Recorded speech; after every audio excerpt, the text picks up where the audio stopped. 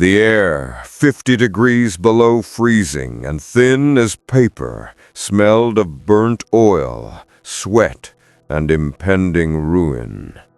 Captain Ben "Hammer" Hayes gripped the yoke of his B-17 Flying Fortress, the Iron Maiden, his knuckles white against the aluminum. Below him, the industrial heartland of Germany, a monstrous engine of war production, lay shrouded in the smog of defensive fires. They were at 28,000 feet, part of a staggering formation of over 1,200 heavy bombers aimed at eradicating the synthetic fuel plants near Luna. It was late 1944, and while the strategic bombing campaign had been brutalized in 1943, suffering unacceptable losses, today felt different. But the memory of those earlier bloodbaths haunted every man in the formation.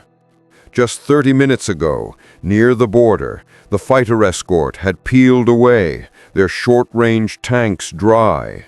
Now they were alone, deep in the hostile heartland, navigating the infamous target zone, which the Germans protected with a fury bordering on religious zealotry. The flak was already reaching up, dense, black, and blossoming like deadly silent flowers around the lead group. But the flak was only the appetizer. Hayes knew what came next. The radio crackled with garbled warnings, interspersed with the terrifying, clipped German chatter picked up by the radio operator. Achtung! Großer Verband im Sektor Z2! Large formations inbound. The twin threats, the speed and diving terror of the Focke-Wulf 190s and the disciplined, heavy-hitting passes of the Messerschmitt 109s were closing fast. Hayes felt the familiar, cold pit in his stomach that had nothing to do with altitude. He craned his neck, looking back at the staggered checkerboard of bombers behind him. The formation was everything. It provided overlapping fields of fire, turning the entire group into a single, terrifying aerial battleship. But a single, sustained pass from a group of seasoned Luftwaffe pilots could shatter that cohesion, ripping the heart out of the bomber stream. He saw a flash far ahead, a tiny silver gleam against the gray sky, the first sign of the enemy. Then another, and another, until the western horizon was speckled with predatory shapes descending from the sun. The sound followed quickly, a high-pitched metallic roar, overlaid by the rapid staccato of German cannon fire. A B-17 to their left, Lucky Penny, instantly began trailing thick black smoke from its No. 3 engine. The bomber shuddered violently as a 20mm round tore through the waist section. The men inside were fighting, screaming into their intercoms, but Hayes knew that without protection, without the vital buffer of long-range fighters, every man in this vast armada was simply a payload waiting to be incinerated. They were the target. They were the bait. They were the sacrifice. The memory of the Black Days, Schweinfurt, Regensburg, where entire squadrons disappeared in moments of savage combat, was etched into his consciousness. The enemy fighters were circling, testing the defenses, executing precise, terrifying attacks designed to maximize damage and minimize exposure. The ball turret gunner, Private Miller, yelled, "Bandits at 6 o'clock high, closing fast!" Hayes braced for the inevitable, recognizing the desperate, lonely vulnerability that defined the life of a bomber crewman before the arrival of the true, unstoppable masters of the sky. The German fighters, led by an Oberstleutnant with a Knight's Cross whose name was only whispered among the bomber crews, executed a textbook-coordinated assault. They hit the formation in waves of 4, diving steeply out of the sun, delivering a devastating salvo of cannon and machine gun fire, and then banking sharply away to reform. This tactic, perfected by the Luftwaffe veterans who had been fighting the air war since 1940, utilized the high closing speed to negate the heavy American armor, focusing their fire on the vulnerable wing roots and cockpit areas. Hayes felt the deck jump violently beneath his feet as Miller's guns opened up, a deep, rhythmic hammering that vibrated through the fortress's frame. Lucky Penny was already spiraling, 2 engines out, trailing a banner of fire. No parachutes yet. The sheer scale of the attack was overwhelming, a tidal wave of metal and explosive energy. They were deep within Germany, far beyond rescue, and the German pilots knew it. They flew with the confidence of predators in their native domain. The odds, initially stacked against the Germans in terms of numbers, were quickly tilting due to altitude advantage and surprise. The American gunners were sweating, battling freezing temperatures and the terror of seeing their tracers evaporate harmlessly against the fast-moving targets. "Hammer, we've got a pass coming head-on," the bombardier shouted, his voice high-pitched. Head-on attacks were the most terrifying. The closing speed was too fast for accurate deflection shooting, and the impact, if it came, was usually catastrophic. Hayes pushed the yoke forward slightly, dropping the nose just as a blur of green and gray flashed past the cockpit, its guns spitting orange flame. The windscreen shattered on the co-pilot's side, luckily missing the co-pilot, but spraying deadly glass shards everywhere. The cockpit filled instantly with the roar of the slipstream and the piercing smell of hydraulic fluid. They were absorbing tremendous damage, and the defensive fire, though massive, was struggling to deter the experienced attackers. The crucial flaw in the early B-17 doctrine, the reliance solely on self-defense without fighter escort, was being brutally exposed yet again. The Germans, though outnumbered globally, were masters of localized air superiority over their home territory.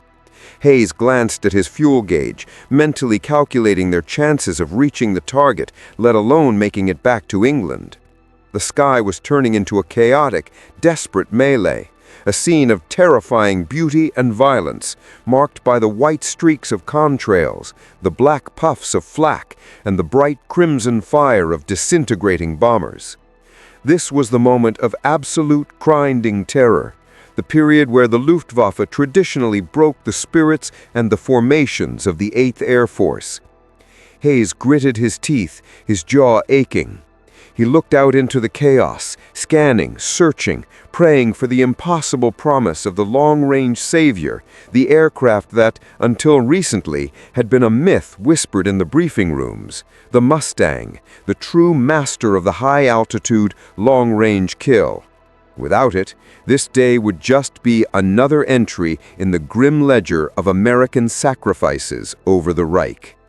The minutes stretched into an eternity, each tick bringing another near miss, another shuddering blow to the aluminum hull, another prayer offered up to the icy, uncaring sky. The Iron Maiden was wounded, bleeding oil and leaking air, but still flying. But how much longer could she hold? The attacks were relentless, focusing now on the stragglers, picking apart the edges of the formation with methodical, deadly efficiency.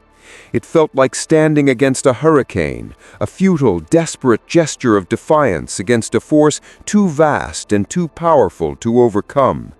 The cold certainty of defeat began to creep into the minds of the exhausted men.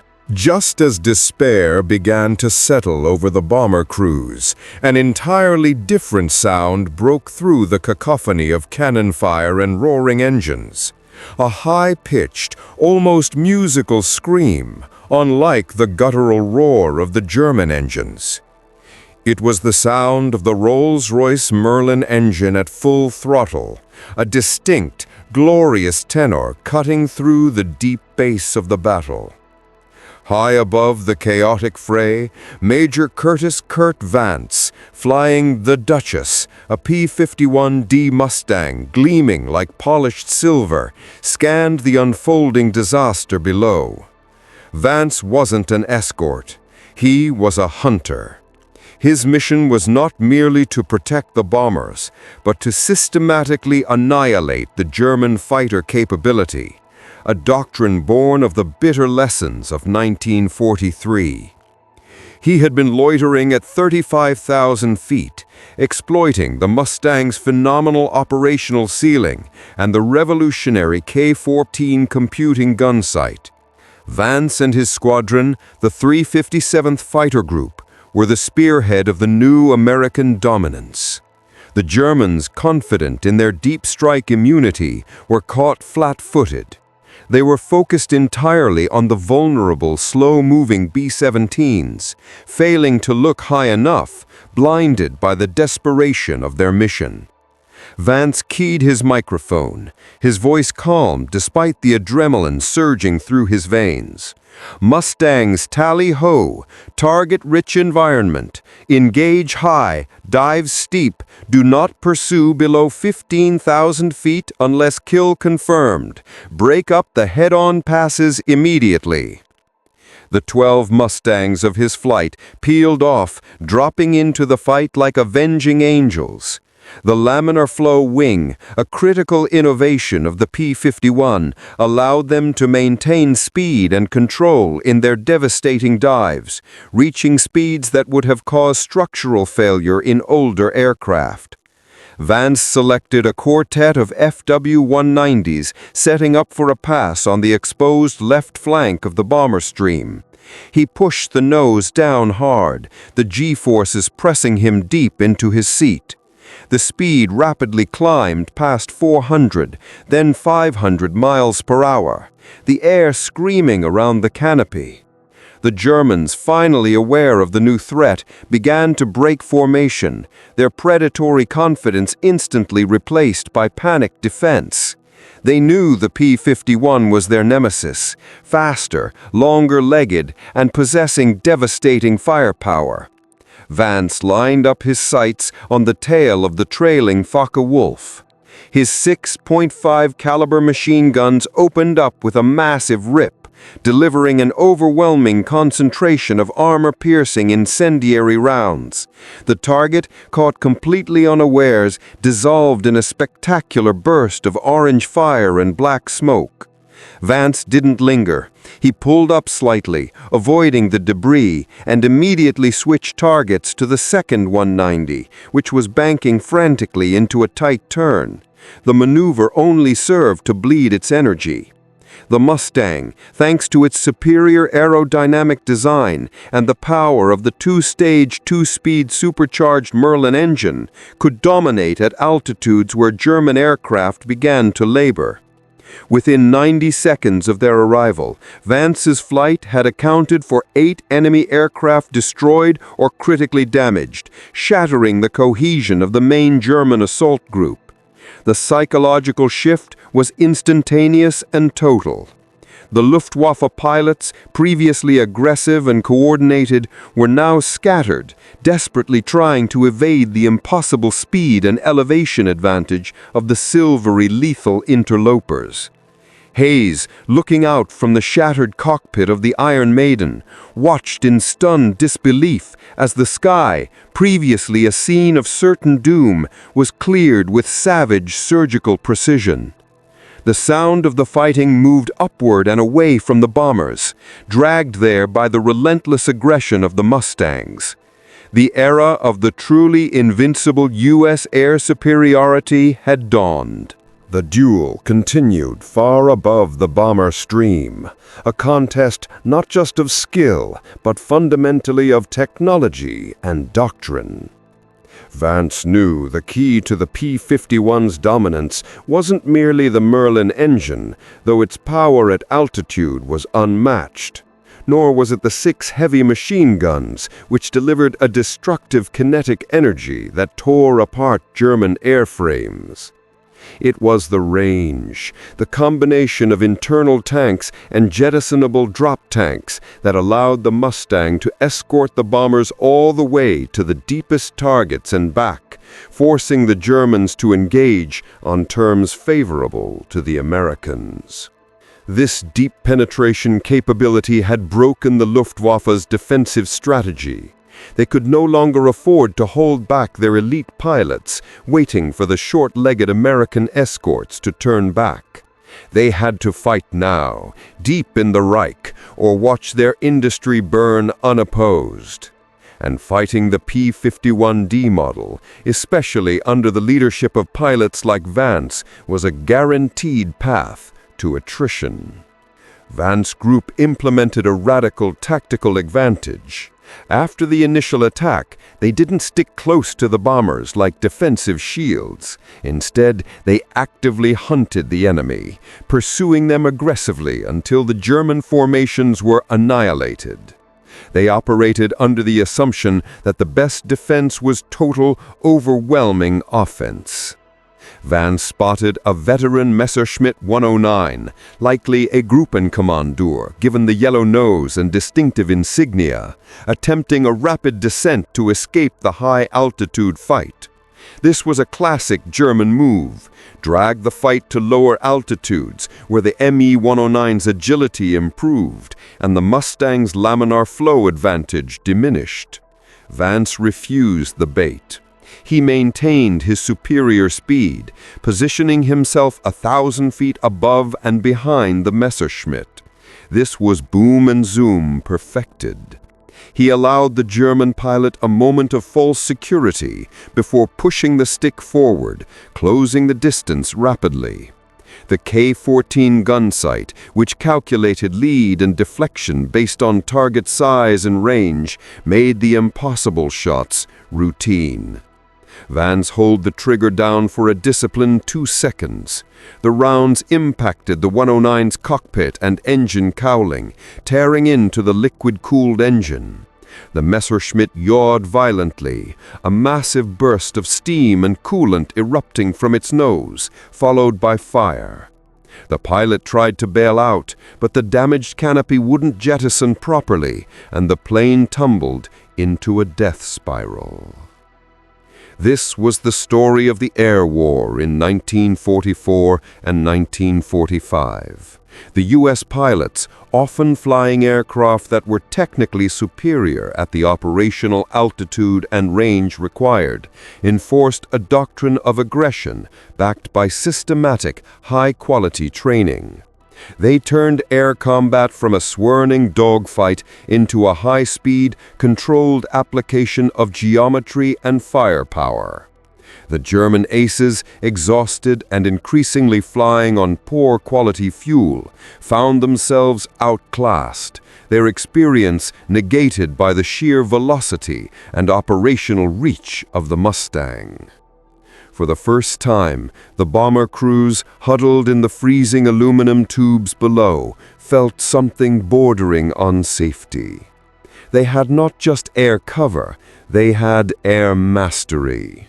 The Germans had ceased to be an immediate, paralyzing threat, and had become targets in a high-speed game of extermination played by the silver wings of the USAAF. The immediate ferocious battle had subsided, leaving a scarred, empty sky in its wake. Down in the Iron Maiden, Captain Hayes watched the last remaining German fighter turn tail and dive toward the cloud cover in a desperate, fuel-guzzling attempt to escape the persistent menace of the P-51s. The silence, after the deafening cannonade, was profound, broken only by the continuous drone of their 4 remaining engines and the frantic work of the crew patching holes. The damage report was grim but survivable. The co-pilot miraculously only nicked by shrapnel, the communications radio completely destroyed, 2 fuel cells breached, forcing a careful rationing of the remaining gasoline. But compared to the previous raids Hayes had endured, where losses often mounted to 30 or 40% of the formation before reaching the target, this was a victory earned in blood, yet secured by unprecedented aerial defense. They had lost 3 bombers from their squadron on the way in, all before Vance's Mustangs arrived, but the German losses were catastrophic. The Mustangs reported 21 confirmed kills and 7 probables in that single decisive engagement over the target approach. It was a trade-off the Luftwaffe simply could not sustain. The shift from the bloody, unescorted deep raids of 1943 to the heavily protected, dominant strikes of 1944 was a testament to American industrial might and the rapid, innovative development of long-range fighter technology. Hayes wiped the cold sweat from his brow, feeling the bone-deep relief that only survival against impossible odds can bring. They continued their run, crossing the bomb release point with little interference, dropping their deadly payload directly onto the vast, smoky complex below. The mission was a success, strategically and tactically. But the very word invincible, so often applied to the U.S. pilots in the later stages of the war, carries a heavy burden. We talk about invincibility because the air superiority achieved by the P-51 was so complete, so overwhelming, that it seemed unfair to the enemy. But that superiority was built on the wreckage and sacrifice of those earlier bomber crews and the first short-range escorts who ran out of gas trying to save them. The men who flew the early raids against Schweinfurt and Ploesti paved the way for the P-51, not by succeeding, but by dying, and demonstrating exactly what was needed.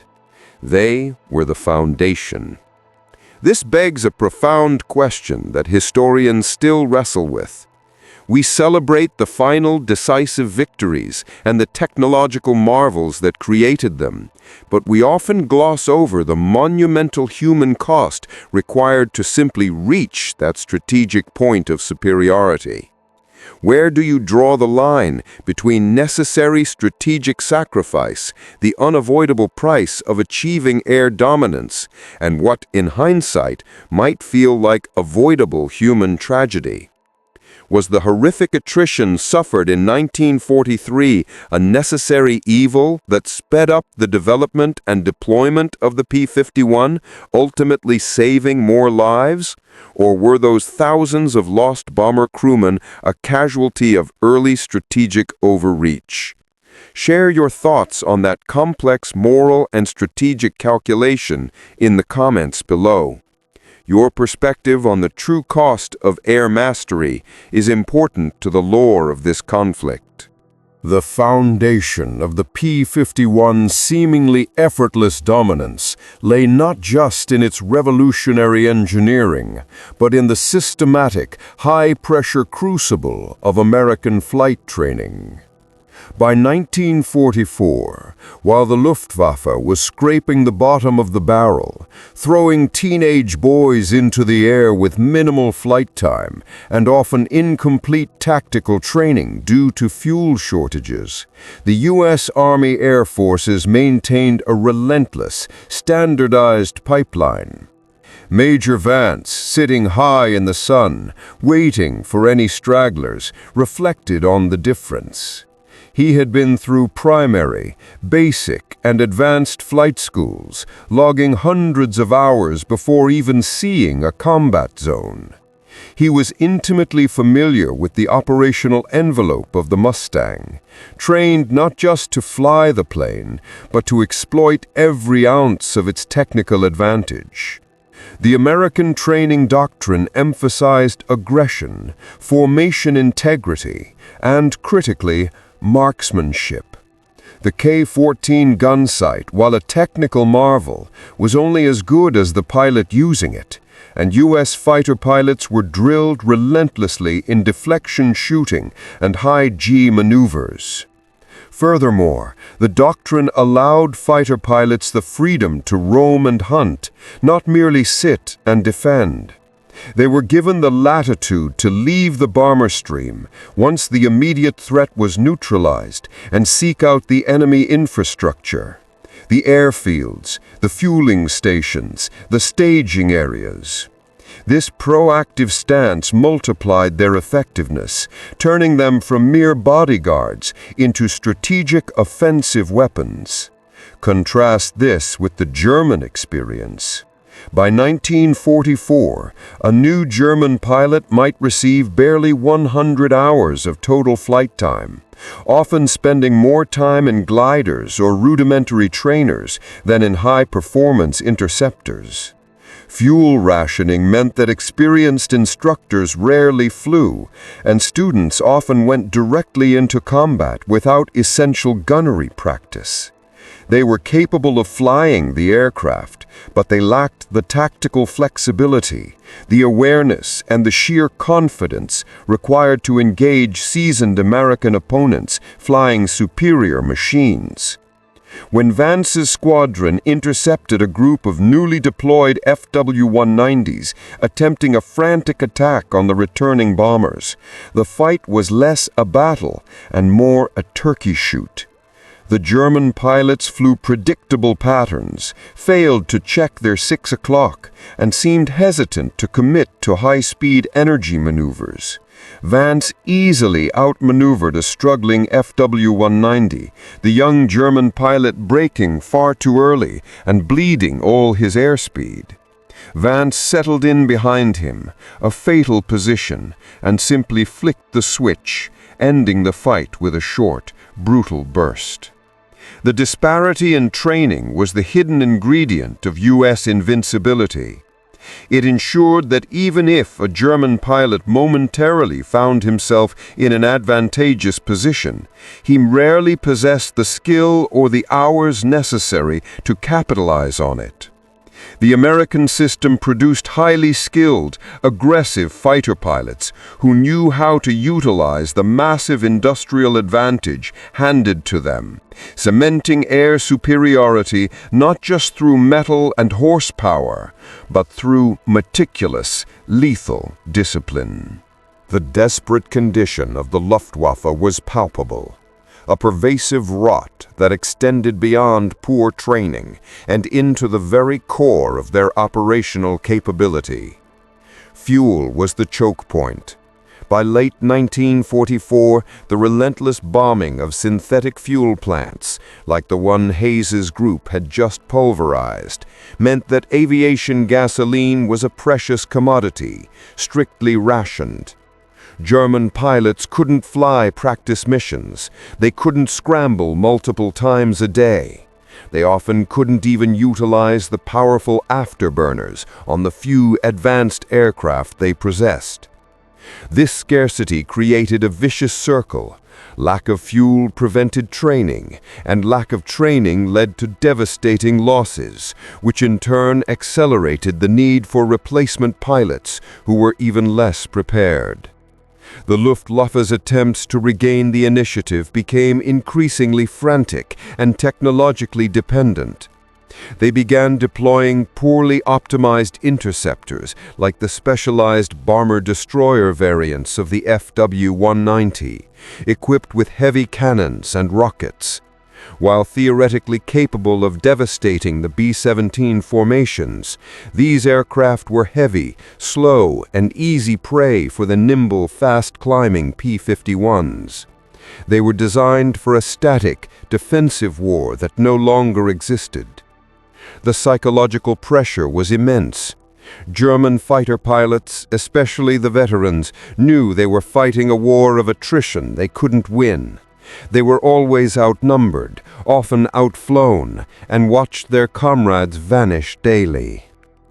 Vance, patrolling the high-altitude lanes, observed this desperation firsthand.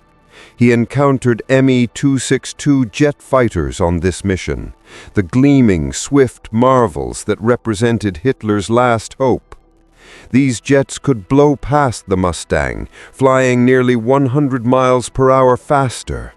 But they were few, unreliable, and tragically mishandled by the German High Command, which insisted they be used as bombers rather than high-altitude interceptors. When Vance encountered two Me-262s attempting a rapid pass-through on the bomber stream, he didn't try to engage them in a speed contest. He focused on their vulnerability. They were sluggish and slow during their climb and descent for landing, and were prone to flameouts at high G loads. Vance didn't score a kill, but the very presence of the P-51 forced the jets into an immediate retreat, highlighting the failure of the ultimate German technological gambit. The sheer pressure of the continuous American offensive, the B-17 striking the heart of industry, and the P-51 sweeping the skies clean, was crippling the German infrastructure faster than it could repair itself. The air over Germany was no longer contested, it was occupied. The German pilots knew that the silver aircraft meant the death of their air force. One veteran, poorly trained rookie, and one irreplaceable gallon of fuel at a time. They never stood a chance because the system supporting them had collapsed, leaving them exposed and fighting a superior enemy with inferior resources. As the bombers turned back toward England, the P-51 pilots transitioned fully into their second, equally vital mission: the tactical mastery of the fighter sweep and the eradication of the enemy's air infrastructure. Vance did not simply escort Hayes's damaged Iron Maiden back to the coast. He led his squadron on a devastating low-level sweep across German airfields.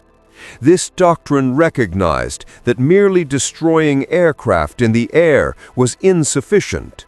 To achieve true air supremacy, the enemy had to be destroyed on the ground, denying them the opportunity to even launch. This aggressive shift in strategy was the final nail in the Luftwaffe's coffin. Flying low over the Rhine Valley, Vance spotted a major staging airfield, identifiable by the dispersal pens and the telltale activity of refueling trucks.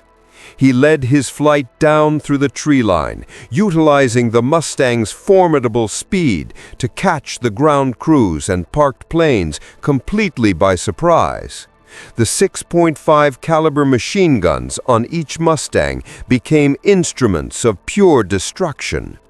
They focused on three primary targets: fuel trucks, massive, satisfying explosions; replacement fighters, parked wingtip to wingtip, easy, concentrated targets; and hangars, denying the enemy shelter and repair facilities. The roar of the Merlins at low altitude was deafening, a sound of doom sweeping across the German countryside. Vance strafed a line of newly assembled Focke-Wulfs waiting for fuel. The incendiary rounds ripped through the thin aluminum, setting off secondary explosions as the plane's own fuel tanks erupted. The resulting firestorm rendered the aircraft irreparable and demoralized the crews attempting to work under the ceaseless American air presence. The ground fire was surprisingly light and disorganized. The Germans, facing the P-51's speed and the relentless, unexpected nature of the attacks, often failed to mobilize their anti-aircraft guns effectively before the Mustangs were gone, leaving a trail of wreckage and smoke. This tactical mastery created a vicious, accelerating spiral for the Germans. They lost planes in the air to superior escort fighters, and they lost planes on the ground to high-speed sweeps. They couldn't train new pilots because they lacked fuel, and they couldn't protect their fuel because they lacked air cover. The air battle had transitioned from a defensive measure protecting bombers to a strategic offensive aimed at crippling the opponent's entire ability to wage aerial war. The result was not just superiority, but sheer overwhelming dominance. Vance executed a perfect high-G pull-up after his pass, climbing back to altitude to survey the damage. Below, the airfield was burning, columns of black smoke climbing toward the sky, a monument to the effectiveness of the U.S. strategy. He knew that for Captain Hayes and the thousands of bomber crewmen, their safety was now virtually guaranteed.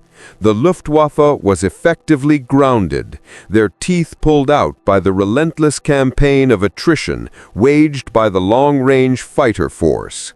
The P-51 pilot was not just a warrior, he was an instrument of strategic annihilation, ensuring that the heavy bombers could deliver the killing blows to the German industrial machine without meaningful resistance. Back in the bomber stream, Captain Hayes finally allowed himself a moment of relief. The flak diminished entirely as they crossed out of the immediate target zone, and the enemy fighters had vanished, hunted down or driven off by the silver patrol above. His co-pilot, patched up and shivering, was nervously monitoring the remaining engines. The Iron Maiden was scarred, pitted, and weary, but she was flying straight and true, bearing the hallmarks of a successful mission. The safety they felt was a revelation, a transformation from the terror of just 12 months prior. Hayes remembered missions in early 1944, where they had been forced to limp back to England alone, praying that random patches of cloud cover would hide them from opportunistic German raiders. Now the sky was theirs. He looked out and saw Major Vance's flight, a tight, confident formation, maintaining a protective yet aggressive umbrella above them. They had achieved what seemed impossible, the ability to project overwhelming air power hundreds of miles deep into enemy territory with relative impunity. As they crossed the final major river boundary, separating the industrial zones from the more rural west, the radios, finally working on the undamaged bombers, began reporting the mission tally. The numbers were staggering.